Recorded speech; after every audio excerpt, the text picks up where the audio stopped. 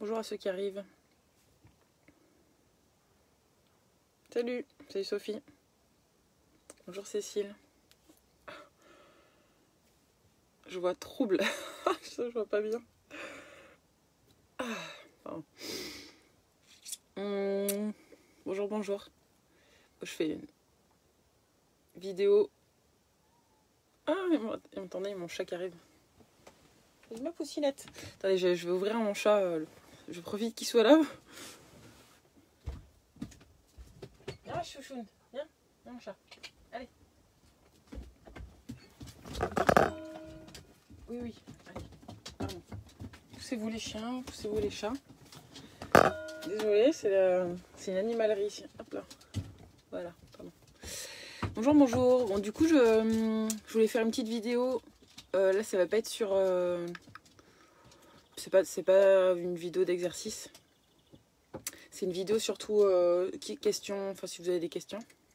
Quelques questions sur la santé. Que ce soit alimentation, activité physique, respiration, gestion des émotions. Quoi d'autre? Enfin voilà, bref, tout ce qui tourne autour de la santé globale, santé holistique. Si vous avez des questions. Et aussi, je vais vous parler de deux petits trucs peut-être. La première, c'est par rapport à quelque chose qui m'est arrivé hier. C'est pas pour le plaisir de raconter ma vie, mais c'est que quand il nous arrive des choses, en fait, ça permet de partager notre expérience. Ça peut aider en quelque sorte d'autres gens. Voilà. Et donc là, le sujet, c'était qu'en fait, on a beau travailler sur soi, sur n'importe quel sujet. En fait, on se rend compte vraiment du travail qu'on a effectué seulement quand on se retrouve dans la même situation et de voir dans cette nouvelle situation, dans la même situation maintenant, comment on réagit. Est-ce qu'on réagit mieux? Et moi je suis en vacances depuis hier avec mon père et mon frère. Et bon, comme des millions de personnes, la relation avec mon père c'est un peu compliqué. Et je me suis retrouvée hier à... j'ai senti qu'en fait, dès que je l'ai revu, au niveau émotionnel, c'était compliqué pour moi.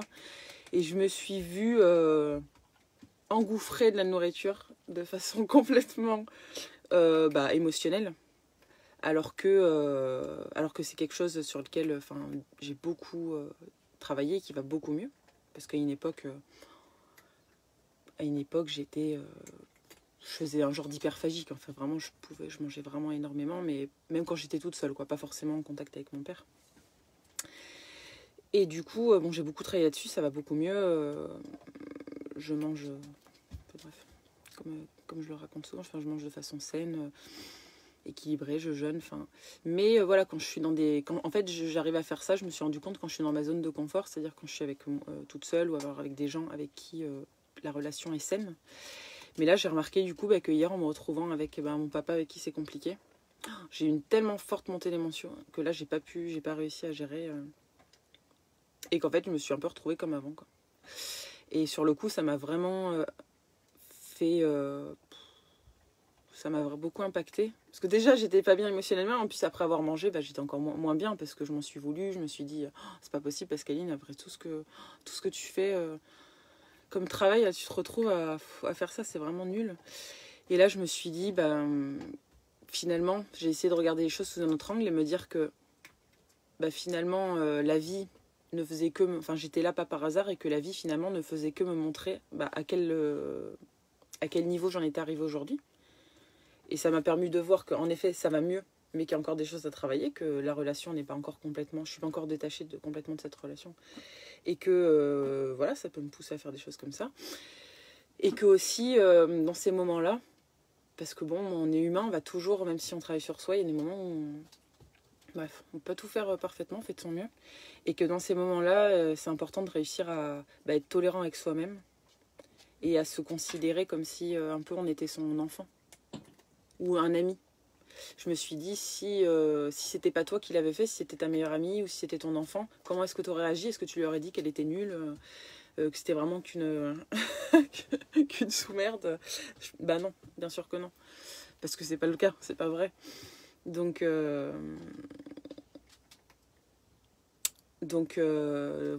Donc ça, voilà. Du coup, les deux conclusions, c'est ça. Enfin, plusieurs conclusions.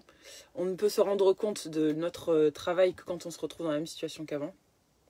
Que la vie ne fait... Enfin, la vie, il n'y a pas de hasard dans la vie pour moi. On se retrouve au bon endroit au bon moment et ça nous permet de voir à quel point on a travaillé, ce qui reste encore à travailler et être indulgent avec soi-même. Voilà. Et souvent, après une bonne nuit de sommeil, ça va mieux. On a les idées un peu plus claires. Voilà, voilà. Je sais pas si ça vous parle, enfin, ce genre de... Si ça vous arrive. Alors, je regarde des commentaires. Bah oui, quand on est stressé, enfin, la cigarette, oui, c'est quelque chose qui... En effet.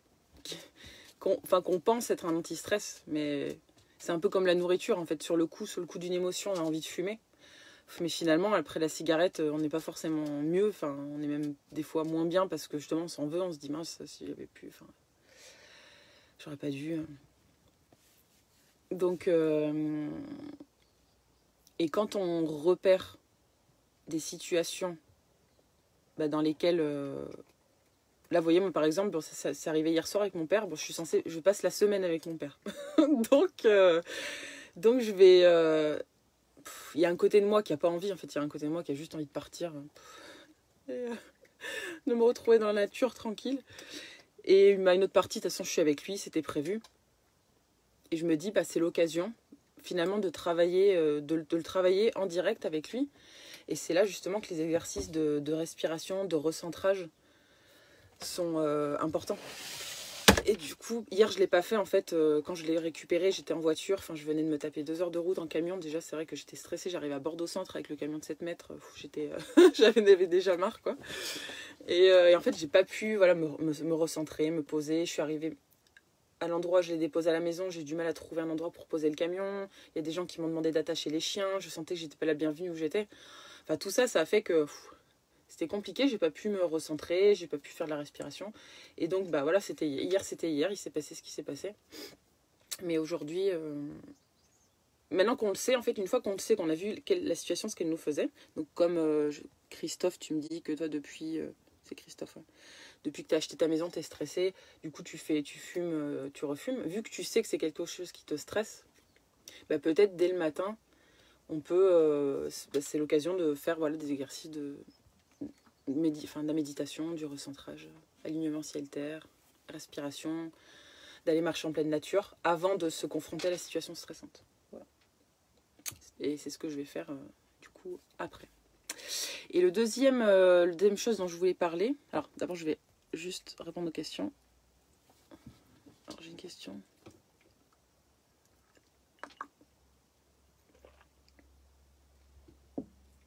Ah oui. La nourriture émotionnelle.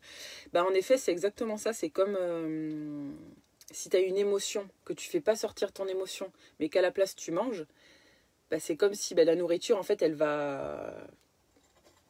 Ouais, elle comble, enfin, je sais comment dire, elle masque cette émotion et elle reste avec l'émotion qui est à l'intérieur. Tu vois, c'est comme si elle allait s'agglomérer à cette émotion qui est restée à l'intérieur de toi.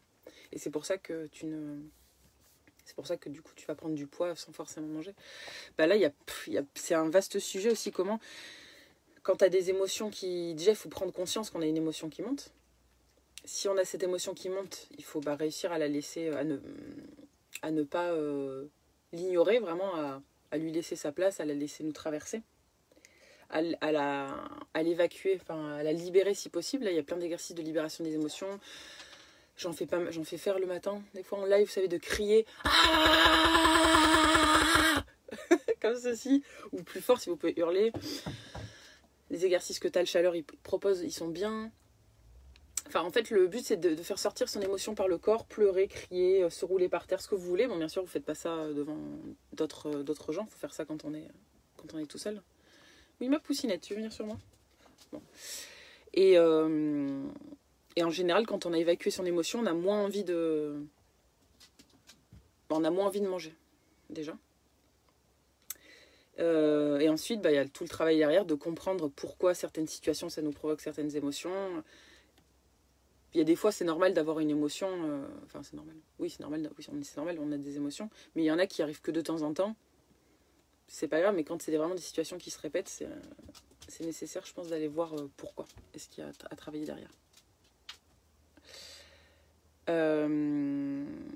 Voilà. Et du coup, le deuxième, je vais le partager. J'ai commencé à regarder une conférence, enfin une interview sur les sous-personnalités psychoactives hier. Donc en fait, ces sous-personnalités, c'est qu'en fait, c'est comme si on avait plusieurs personnages en nous. Parce qu'en fait, on est un, mais en fait, on est plusieurs dans le sens où on est à la fois la fille de quelqu'un, la sœur de quelqu'un d'autre, l'amie d'une autre personne. À un moment, on va être l'amante, à un moment, on va être la femme d'affaires, l'aventurier. En fait, on a tous ces personnages en nous. Et qu'il est nécessaire de prendre soin de tous nos personnages. Parce que ils sont tous aussi importants les uns que les autres. Et parfois, on peut avoir tendance à plutôt privilégier un personnage, pour une raison X ou Y, et à laisser de côté ces autres personnages. Et en fait, si on ne prend pas soin d'eux, ils vont venir un peu toquer. C'est comme s'ils toquaient à l'intérieur de nous, pour nous faire prendre conscience qu'il faut qu'on s'occupe d'eux. Et c'est pour ça, c'est ces personnages aussi qui peuvent provoquer en nous des émotions. Comme de la colère, de la tristesse, voilà, parce qu'on ne les écoute pas. Et ce qu'elle disait aussi hier, donc c'est la femme de Tal Chaleur, je ne sais plus comment elle s'appelle. Moi, je bois un petit peu. La femme de Tal Chaleur, qui faisait cette conférence. Et elle disait aussi que on peut très bien être maître dans un domaine, mais dans les autres domaines, pour l'instant, avoir encore beaucoup de travail. Et par exemple, on peut, je sais pas, quelqu'un qui est très... Merci. On va parler des thérapeutes, par exemple. Une personne peut être très bon thérapeute dans son domaine, exceller dans ce qu'elle fait, mais est-ce que dans ses autres personnages, c'est quelqu'un d'aussi bien, entre guillemets aussi bien? Est-ce que c'est un bon père? Est-ce que c'est un bon parent? Est-ce que c'est un bon ami? Tout ça pour dire que des fois, on a tendance à idéaliser certaines personnes, à les mettre sur un piédestal, à se dire... à vouloir lui ressembler, mais en fait, on veut ressembler qu'à une seule de ses facettes. Mais est-ce que les autres facettes, voilà, sont aussi rayonnantes? Et donc déjà, ça peut permettre, quand on a vraiment tendance à idéaliser quelqu'un, à remettre un peu les choses à leur place. C'est que c'est pas parce que la personne est super dans un domaine qu'elle est dans l'autre. Et moi, je l'ai souvent... ça peut se voir aussi dans les relations. J'ai déjà rencontré des garçons qui étaient des super potes avec leurs potes. Ils étaient géniaux, des amis en or. Mais avec les filles, et du coup, en l'occurrence, avec moi, franchement, c'était pas les mêmes garçons, quoi. C'était vraiment le jour et la nuit. Et je comprenais pas. Je me disais, mais comment ça se fait qu'il est aussi sympa avec ses amis? Et là, je comprenais pas. Et en fait, du coup, d'avoir découvert ce concept des sous-personnalités psychoactives, ça m'a fait comprendre que voilà, on peut être des personnes complètement différentes selon les rôles qu'on joue. Que voilà, donc c'est important de prendre soin de tous nos personnages. Et qu'aussi, en fait, tous les sous-personnages vont jouer sur le personnage qui est qui est actif. C'est-à-dire que par exemple, quand je suis dans mon rôle de thérapeute, donc mes sous-personnalités vont quand même impacter ma personnalité de thérapeute. D'où l'importance d'en prendre soin. Et notamment, moi, je trouve que quand on va voir un thérapeute, moi, je me suis toujours dit que finalement, bien sûr, la thérapie est importante. On ne choisit pas une thérapie par hasard. Mais le thérapeute, pour moi, est aussi important que la thérapie, voire plus, parce que tout ce que dégage la personne, sa bienveillance, sa bonté, est-ce que son ego, il est pas trop... est-ce qu'il n'a pas un ego qui prend trop de place? Tout ça, c'est très important. Et parce que ce que vous allez vivre avec le thérapeute, c'est pas seulement un échange de techniques et il y a tout un échange énergétique qui se fait. Mais ça, c'est vrai aussi avec tous les autres corps de métier. C'est vrai que quand j'ai vu cette conférence hier, ça m'a vraiment parlé parce que je me suis toujours dit, moi, si je vais faire mes courses chez n'importe quel petit commerçant, j'ai envie que ce petit commerçant, enfin, dans l'idéal, j'ai envie que ce soit un bon petit commerçant, mais qu'aussi à côté, ce soit quelqu'un de gentil, de tolérant. Bien sûr, je pourrais jamais, a priori, connaître la personne sous tous ses angles. Mais dans l'idée, c'était ça. J'ai envie que les gens que je côtoie prennent soin de tout leur personnage. C'est bien d'être bon d'exceller dans un domaine, mais voilà, c'est aussi important de prendre soin de sa famille. Enfin bon, voilà, vous avez compris ce que je veux dire, quoi. Voilà. Ouais, ça m'embêterait d'aller donner mon argent, par exemple. Je sais pas, chez qui je pourrais aller. Imaginons, je vais chez le fleuriste. Bon, je vais jamais chez le fleuriste, je sais pas quoi choisir. Je vais chez un fleuriste. Si j'apprenais que ce fleuriste était hyper raciste, pour moi, le racisme, c'est quelque chose voilà, auquel j'adhère pas du tout. Si j'apprenais, ça aurait beau être un super fleuriste qui vend les plus belles fleurs du pays, j'irais plus chez lui parce que cette sous-personnalité n'entrerait pas en résonance avec la mienne, quoi. Voilà ce que je voulais dire, les deux sujets qui me tenaient à cœur, dont je voulais vous parler ce matin. Voilà, et du coup, quand je suis en train de vous parler, du coup, ça me fait me rendre compte que, par rapport à ce qui s'est passé hier, que quand il y a des choses qui nous prennent, qui nous font de la peine ou qu'on n'est pas bien, c'est important aussi de trouver des choses qui nous nourrissent. Et moi, pour le coup, faire ces vidéos, que ce soit des vidéos comme ça, plus de théorie ou plus des exercices, c'est quelque chose qui me nourrit vraiment. Parce que je sais que, a priori, ça fait du bien à certaines personnes. Et que faire du bien à certaines personnes, c'est quelque chose qui, pour moi, qui est très important. Donc voilà, c'est important de trouver des choses qui nous font du bien pour un peu contrer, équilibrer la chose qui est difficile à côté, quoi. D'accord, Safia. Oui, du coup, juste pour répondre à ta question, même si, oui, c'est vrai qu'il y a des gens qui, en effet, sous le coup d'une émotion, qui vont gonfler, qui vont prendre du poids même sans manger plus. Mais c'est parce qu'en fait, c'est comme si ton émotion, elle allait bloquer le fonctionnement du corps. Une émotion qui ne sort pas, c'est une pollution pour le corps. C'est comme si elle allait bloquer un peu ton métabolisme, elle allait empêcher la digestion de bien se faire ou l'assimilation. Et ce qui fait que la nourriture ne va pas pouvoir être éliminée comme d'habitude. C'est tout à fait, ce que tu me dis, c'est tout à fait... ça arrive très souvent.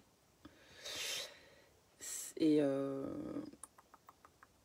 il y a des techniques, ça se règle. Ça se règle, c'est juste que ça prend forcément... faut en parler plus que ça. Ça demande un petit peu de... Ça demanderait plus de détails, quoi. Sagesse du matin, c'est ça. Merci, Cécile. Donc, n'hésitez pas, si vous avez des questions. Si vous avez des questions, je peux essayer d'y répondre.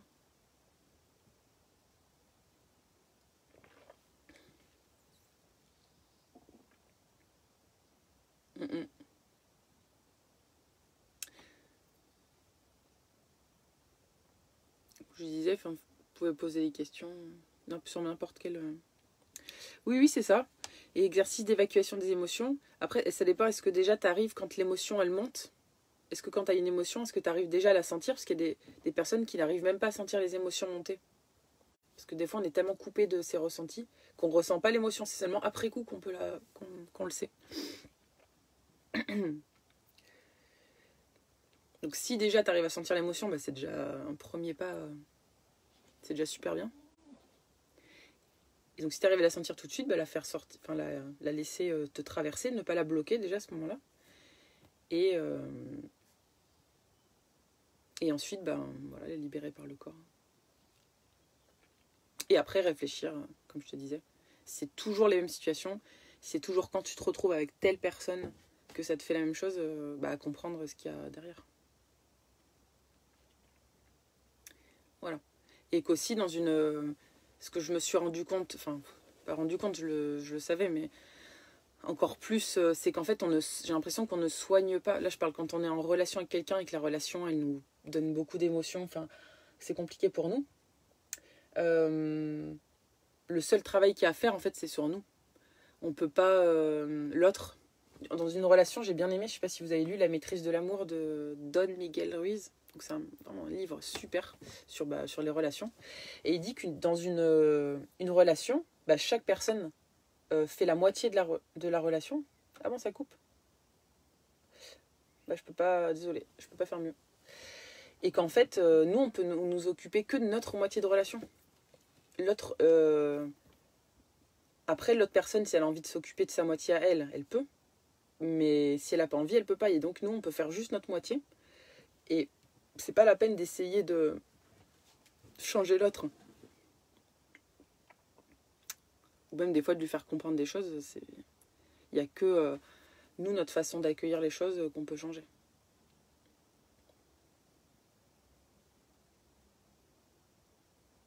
Alors, la méditation pour les émotions, donc c'est très bien.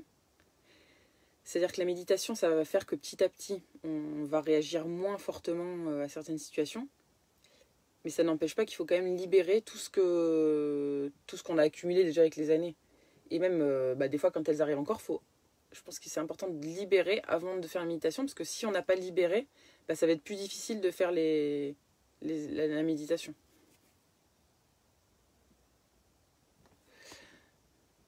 Alors, je ressens tellement les émotions.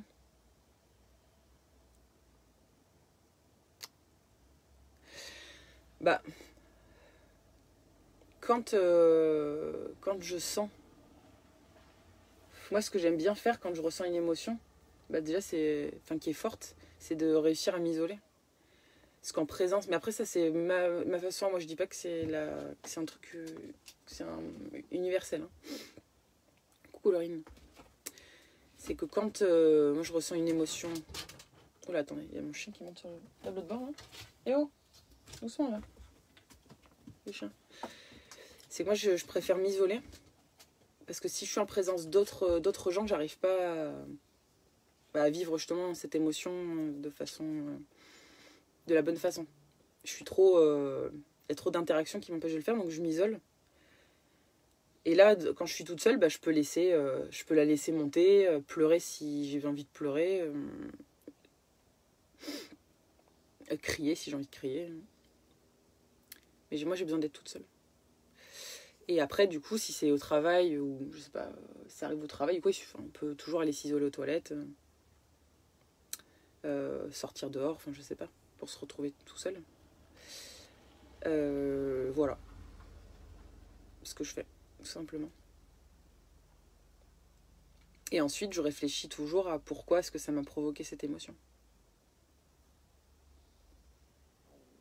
Et là, par exemple, hier, ça m'est arrivé, donc je conduisais. J'étais dans Bordeaux,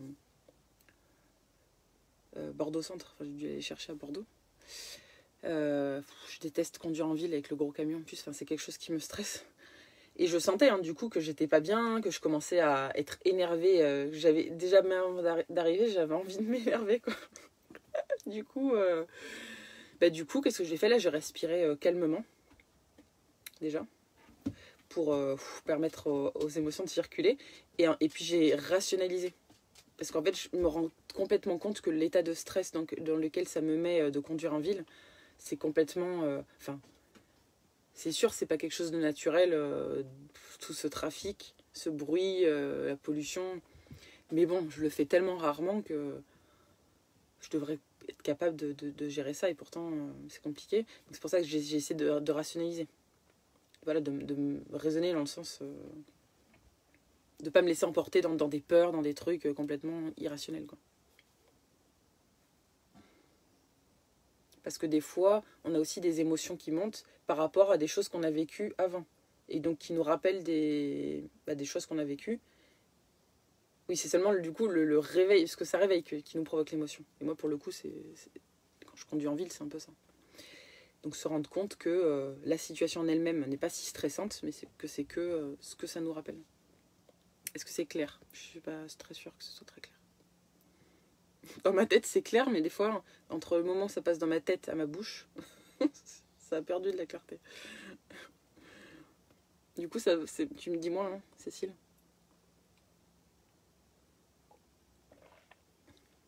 Bonjour Dominique.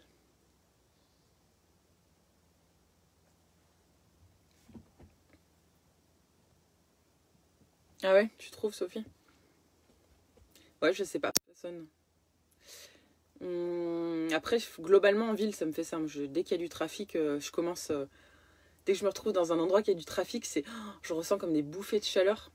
Faut vraiment que je respire pour que ça me calme, quoi. Oh, je suis tellement bien dans la nature. Quand il n'y a personne sur les routes, les grandes routes, parce que je suis arrivée du sud du Lot-et-Garonne à Bordeaux. Et du coup, j'ai traversé la forêt des Landes pour arriver à Bordeaux au début. Et pendant des kilomètres et des kilomètres, c'est route toute droite dans la forêt. Oh, qu'est-ce que c'est bien ça. Qu'est-ce que c'est beau. Déjà, le paysage est beau, puis on croise de temps en temps 2-3 voitures, camions, c'est tout, quoi.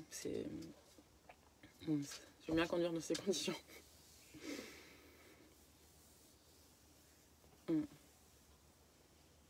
Ok, merci. Si c'est clair, tant mieux.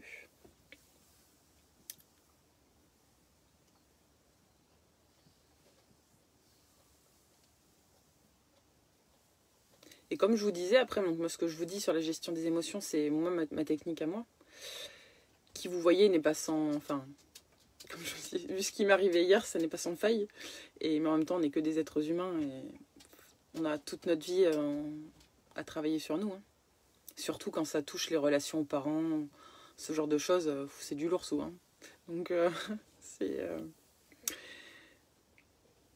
donc voilà, on a toute notre vie pour travailler. Mais du coup, voilà, cette technique, c'est la mienne. Après, il y a des gens qui vont vous dire, dans leur technique de gestion des émotions, qu'on n'a pas du tout besoin de passer par la prise de conscience. Qu'il y a simplement à les évacuer par une technique de respiration corporelle, n'importe. Mais que la prise de conscience n'est pas nécessaire. On n'est pas obligé de passer par le mental. Moi, je suis pour ne pas trop intellectualiser les choses et switcher le mental de temps en temps. Mais je pense qu'à un moment, pour moi, c'est important de comprendre le pourquoi. Mais après, ça dépend des types de personnalités, des gens qui n'ont pas besoin de comprendre, des gens qui ont besoin de comprendre. Donc c'est pour ça aussi, là aussi, quand vous choisissez une technique, une thérapie, que ce soit de gestion des émotions ou autre, c'est important de choisir, voilà, c'est quelque chose qui vous parle vraiment. De vous, est-ce que vous avez besoin, de bien vous renseigner. Parce que des fois, quelqu'un peut vous dire, ouais, j'ai testé ça, c'est trop bien, moi, depuis que j'ai fait ça... j'ai plus rien, je suis complètement guérie.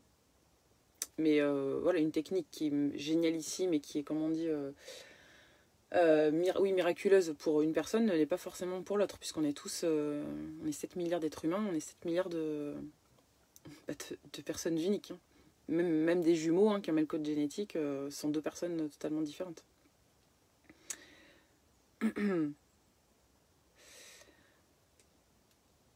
Donc pour cette raison aussi, ne pas se comparer aux autres. Et une phrase qui dit, une expression qui dit... Attendez, il faut que je me rappelle. Je me souviens plus là. En gros, soyez vous-même, tous les autres sont pris. Et c'est un peu ça. Des fois, on va ressembler à un tel ou à un tel. Mais en fait, on est très bien. On est unique et c'est très bien comme ça. On est très bien comme on est. C'est juste que on n'a pas encore conscience, des fois, de nos talents. D'à quel point on est merveilleux. On n'a pas encore exploité ces facettes de nous, mais on est tous potentiellement géniaux et merveilleux. Donc autant exploiter sa propre merveille plutôt que vouloir ressembler à la merveille de l'autre.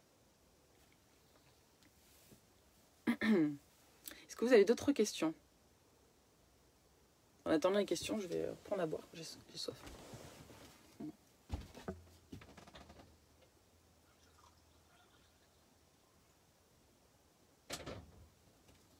Hop là. Je suis revenue. Est-ce que vous avez d'autres questions? Bonjour Claire, bonjour Pascal. Bonjour. Ah Claire, j'ai vu Luc hier. Je suis près de chez lui. dans le Médoc. Ça m'a fait plaisir.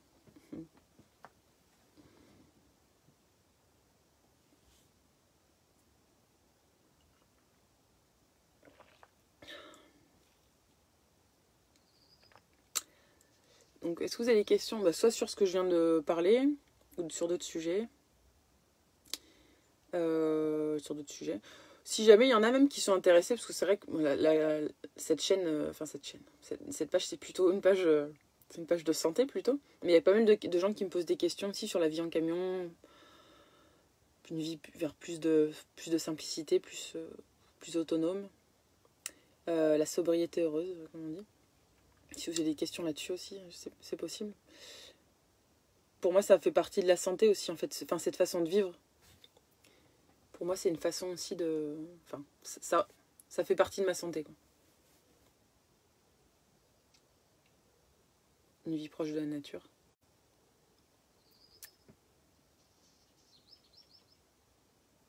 Et puis, bien sûr, la santé, c'est une chose. Enfin, en fait, la santé, c'est une base indispensable. Mais c'est pas une fin en soi, dans le sens où être en bonne santé, pour moi, c'est être en pleine santé. Ça sert ensuite à pouvoir aider les autres, ceux qui en ont besoin, à pouvoir mener à bien des projets qui m'intéressent, qui me tiennent à cœur, de pouvoir voyager dans mon camion, m'occuper de mes animaux. C'est à ça que ça sert, parce que moi, j'ai pas envie d'être en pleine santé juste pour rester toute seule et rien faire. Sinon, ça sert à rien d'être en pleine santé. Bon, toujours pas de questions. N'hésitez pas, hein, on est là.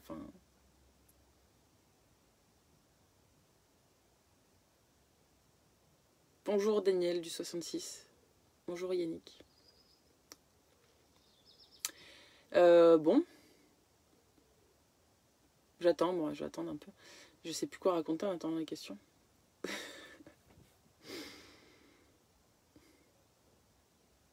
Pour ceux qui arrivent, je disais questions. Si vous avez des questions santé, questions camion, questions vie en autonomie, questions. Je sais pas tout ce que vous voulez. Bon, sinon, il fait beau ici. On peut parler de la pluie et du beau temps aussi, non, c'est quand même pas le sujet. Bonjour Caroline.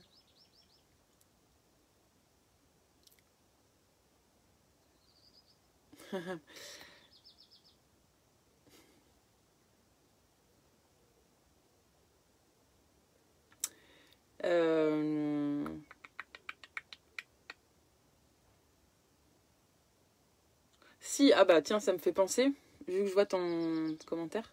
D'ailleurs, je sais même pas si finalement ton prénom c'est Paul ou Charles, ou les deux. Paul, Charles. Que faites-vous? Alors, une question. Alors, Cool. Qu'est-ce que je fais côté chakra? Je fais des méditations. Voilà, d'ailleurs, je fais plusieurs choses. Quand je le fais moi toute seule, je fais des méditations de nettoyage des chakras. C'est-à-dire que je respire... en gros, je respire sur les chakras les uns après les autres, en mettant l'intention que la respiration nettoie ce chakra. Le nettoie, l'équilibre, lui fait ce qu'il a besoin. Et en même temps, après, on peut rajouter des couleurs, parce que donc les chakras, ils ont toutes des couleurs différentes, donc on peut en même temps visualiser une couleur. Il y a des sons aussi qui sont associés au chakra, donc on peut émettre les sons en même temps. Mais voilà, en gros, donc je fais des méditations, je pars du bas jusqu'en haut et ensuite je redescends. Donc ça, c'est quand je fais toute seule. Et sinon, quand je fais des soins énergétiques, ça peut m'arriver de mettre l'intention aussi de nettoyer, d'équilibrer les chakras. Soit je le fais juste à l'intention, soit je le fais avec le pendule. Ça dépend. Mais maintenant, je le fais moins. Je le fais beaucoup moins avec le pendule. Maintenant, je le fais plus en demandant. Enfin, je mets l'intention de nettoyer, équilibrer les chakras. Mais comme on dit, en médecine chinoise, on dit l'énergie suit l'intention. C'est-à-dire que si vous émettez une intention claire, est précise, votre énergie va suivre cette intention. Donc si vous êtes en méditation et que vous mettez l'intention de nettoyer vos chakras vont se nettoyer. Ou si vous écoutez une méditation de nettoyage des chakras, des méditations guidées qui sont super bien sur YouTube, vraiment. Voilà. Est-ce que c'est bon pour la réponse? Je sais pas si c'est Martin ou Martine. Désolée. Et où est-ce que je trouve mon autonomie financière? Bah en fait, de plusieurs façons. Moi, de mon métier de base, c'est kinésithérapeute, donc si je veux travailler en tant que kiné, je trouve du travail 365 jours sur 365. Donc voilà. J'ai eu mon cabinet pendant quelques années. J'ai travaillé en libéral, j'ai travaillé dans tous les domaines. Et là, depuis que j'ai revendu mon cabinet, c'est-à-dire depuis 2 ans maintenant, j'ai revendu, un peu plus de 2 ans, je travaille en intérim. Je suis dans des centres de rééducation quand j'ai envie, quand j'ai besoin. J'aime bien. Comme ça, je bouge un peu, je voyage avec le camion. Sinon, je fais aussi des... Comment ça s'appelle? J'anime des ateliers de massage pour apprendre aux gens à masser. Ou alors, là, il n'y a pas longtemps, j'ai animé un atelier de rééducation du périnée, donc pour apprendre à des jeunes kinés à faire des bilans en rééducation périnéale, parce que je m'occupais pas mal de ça quand j'avais mon cabinet. Voilà, puis je fais des consultations de santé holistique, des soins énergétiques. J'ai quelques dons quelques personnes qui me font des dons par rapport aux vidéos que je fais sur internet. Voilà, samedi je fais l'initiation au Lao-Chi. Voilà, je travaille comme ça.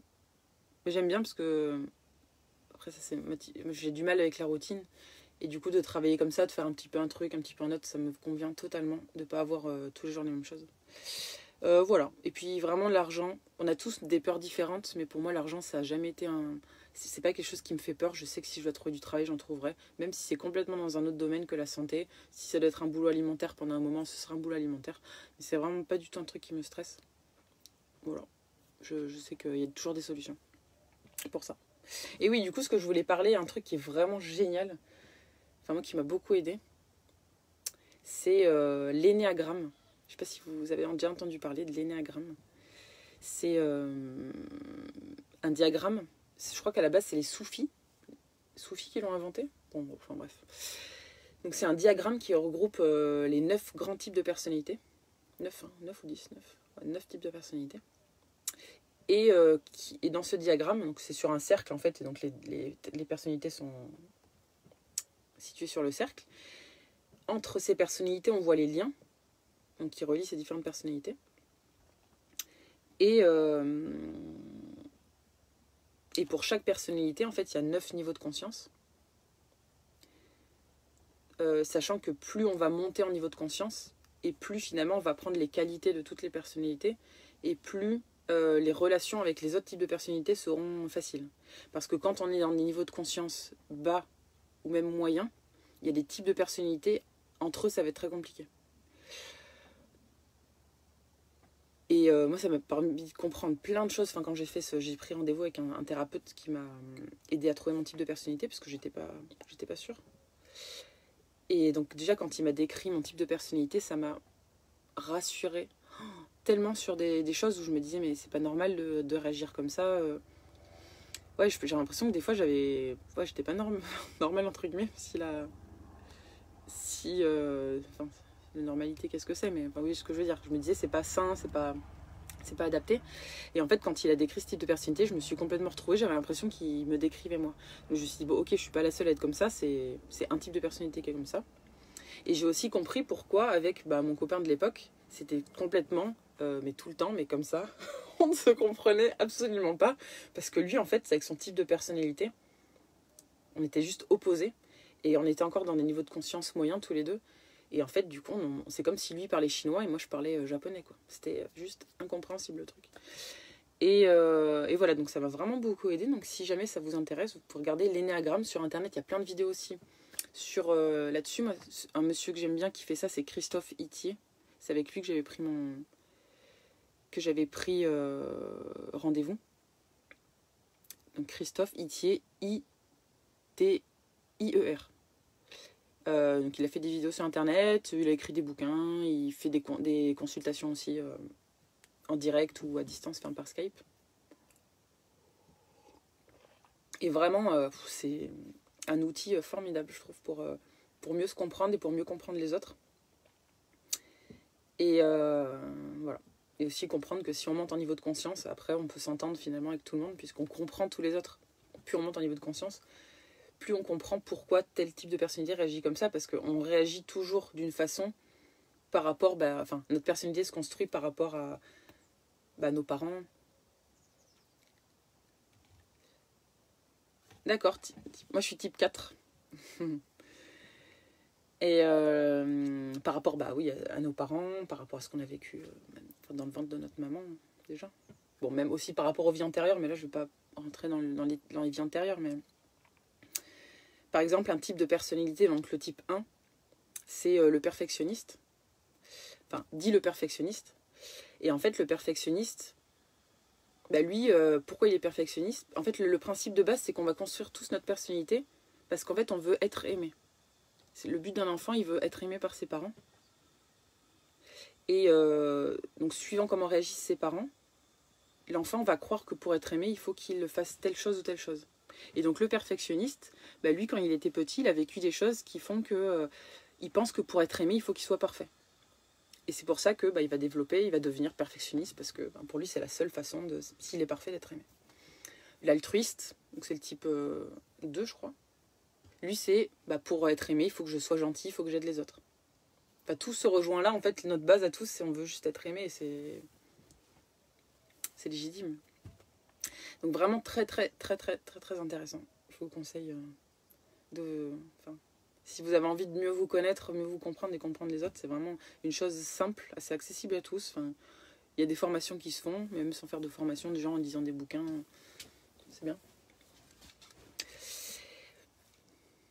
Voilà. Et donc après, le fait de savoir ça, de se comprendre, ça permet aussi de sortir de ce schéma, de penser que pour être aimé, il faut être comme ci ou comme cela, et qu'en fait, on a besoin de rien faire pour être aimé au fond. On est aimable tel qu'on est, sans avoir besoin de faire d'autres choses. Voilà. Bon, écoutez. Et Thierry, t'as bien aimé alors ta formation sur l'énagramme? Tu l'as faite avec qui? J'ai failli faire une formation là-dessus, mais je me suis dit, Pascaline, arrête les formations. Parce que je fais trop de formations. À un moment, ça devient de l'hyper-consommation de formation. Je me suis dit, c'est toujours mieux peut-être que consommer d'autres choses, mais c'est pas, ça reste de la consommation.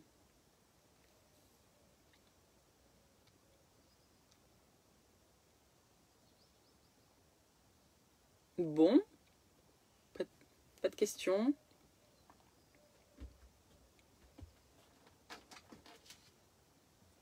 J'attends les questions, si vous en avez.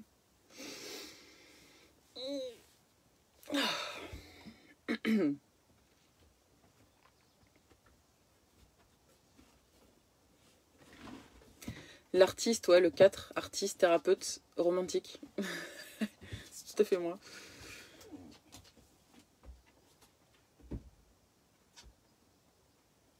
D'accord.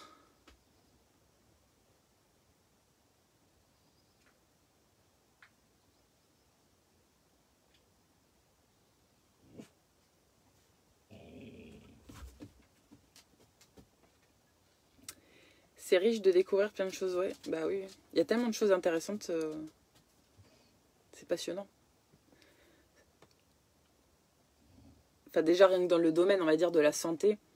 Et le domaine de la santé, c'est tellement large, puisque ça touche la santé physique, alimentation, respiration, tout ça. La santé mentale, avec tout ce qui est psycho, la gestion des émotions, la spiritualité, c'est tellement vaste. On peut jamais, on a toujours à apprendre. La différence entre le Lao-Chi et le Reiki, c'est juste que c'est deux énergies différentes. C'est comme si, en fait, tu vois, chaque énergie vibre sur une certaine fréquence. Donc une fréquence, c'est un genre une vitesse. Et c'est juste que là, c'est deux énergies qui vibrent sur deux fréquences différentes, qui sont toutes les deux des énergies de guérison, mais qui sont pas les mêmes énergies. Et donc après, moi, pour avoir fait les deux, Enfin, c'est difficile à dire parce que comme j'ai commencé par le Reiki, j'ai trouvé ça déjà très efficace. Mais c'est vrai que le Lao-Chi, j'ai trouvé ça encore plus efficace. Mais il faut dire qu'entre le moment où j'ai fait le Reiki en premier et le Lao-Chi, il s'est passé plusieurs années. Et entre-temps, j'ai fait aussi plein d'autres trucs.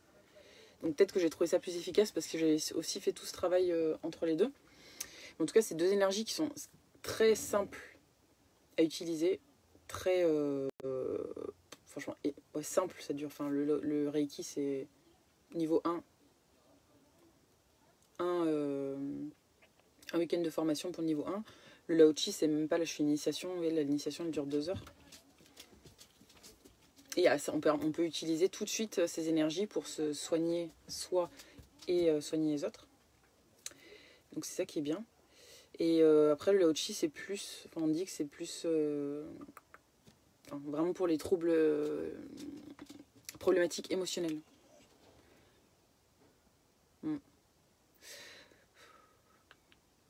Moi, si je devais en conseiller une, je préfère d'avoir fait les deux. Maintenant, je préfère le Lao-Chi. Mais... c'est Christophe Itier.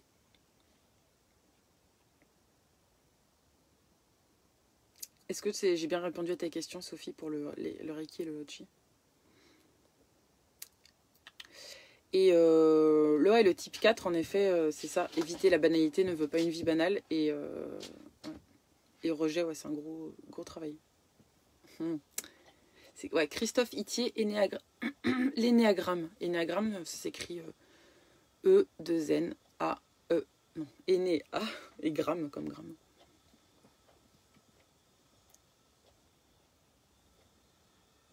Alors, peut-on, d'après toi, faire les deux, se servir d'une énergie de l'autre en fonction de la personne que tu es en face? Oui. Bah oui, tu peux te servir. Alors, le Lao-Chi, tu peux t'en servir. Par exemple, si tu es déjà formé en Reiki et que tu fais le Lao-Chi, tu peux te servir, faire une séance avec Reiki plus Lao-Chi, ou que Reiki, ou que Lao-Chi. En effet, choisir du coup l'énergie en fonction de la personne. C'est tout à fait possible. C'est ça qui est bien. Tu peux faire les deux ensemble ou pas.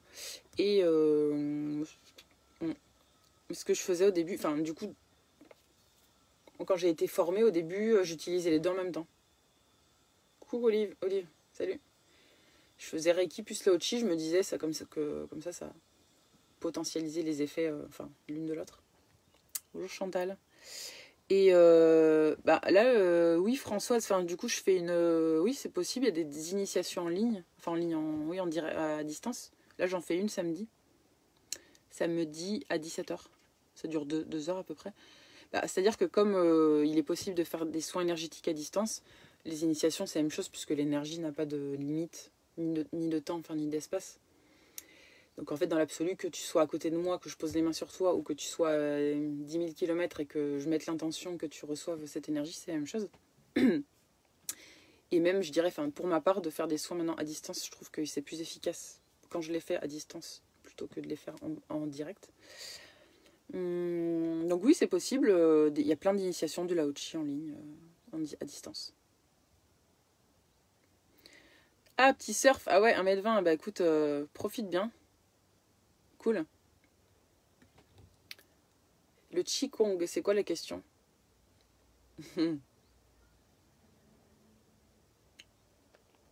Bah tiens, ça me donne l'occasion, cette question, de poser aussi de parler d'un autre truc qui est important, je pense. C'est que c'est la communication. La façon dont on communique avec les gens.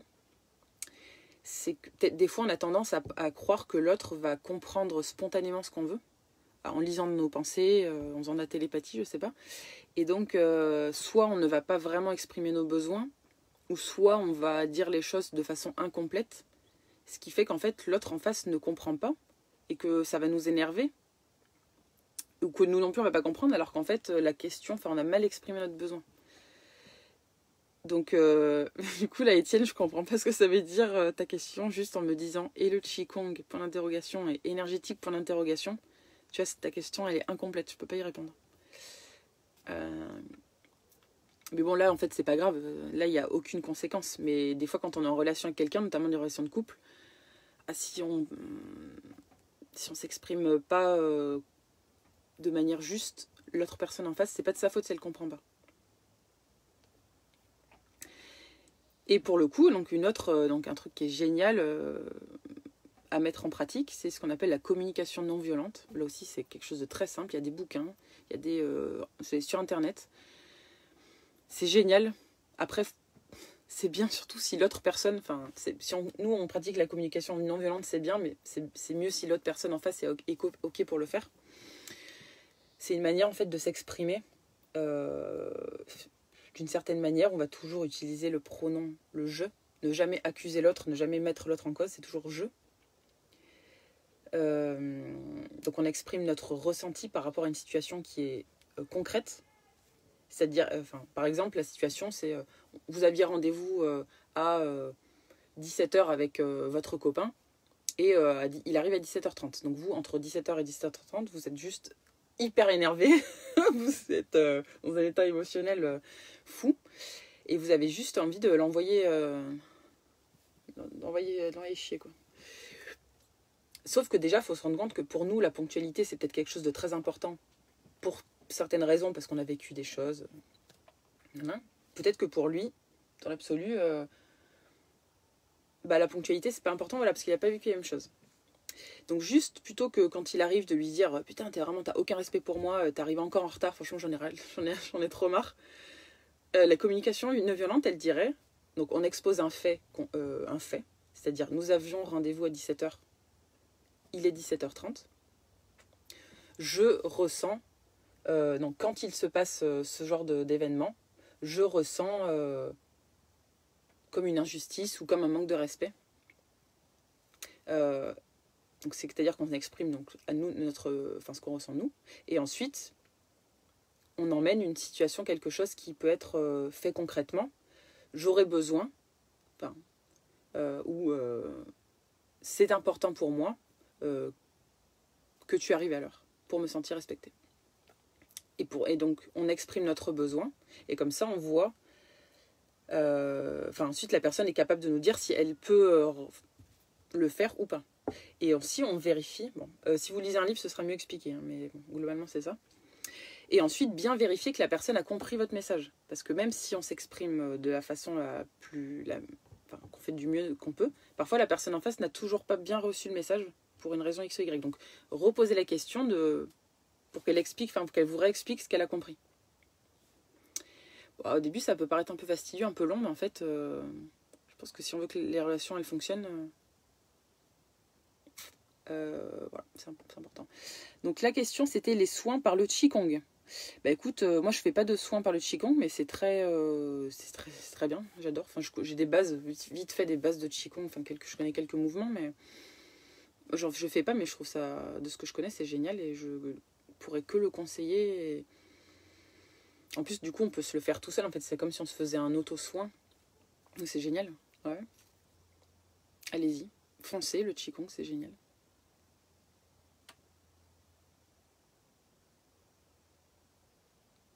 Voilà. Je me dis, il faudrait peut-être que je fasse des vidéos moins longues parce que, en fait, je parle de 10 000 sujets, de plein de sujets. Mais sauf que je pense que la plupart des gens qui vont regarder le replay, ils regardent pas les vidéos en anglais, donc je me dis, en entier. Ce qui fait que, du coup, ils vont pas avoir accès au sujet d'après. Genre l'énéagramme, je pense pas qu'il y en a qui vont arriver jusqu'à l'énéagramme, la plupart. Le format des vidéos, c'est plutôt des petits formats, maintenant. Pour aller vite. Du coup, d'ailleurs, je vais arrêter de parler.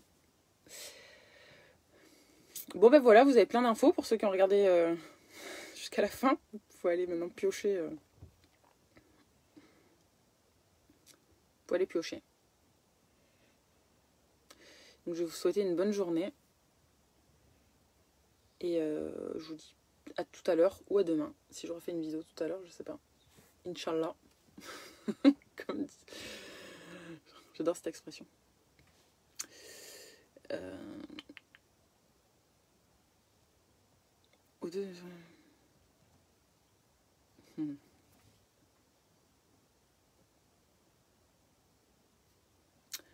Je sais pas, les respirations que je propose, je sais même pas si c'est du Qigong. Aucune idée, peut-être.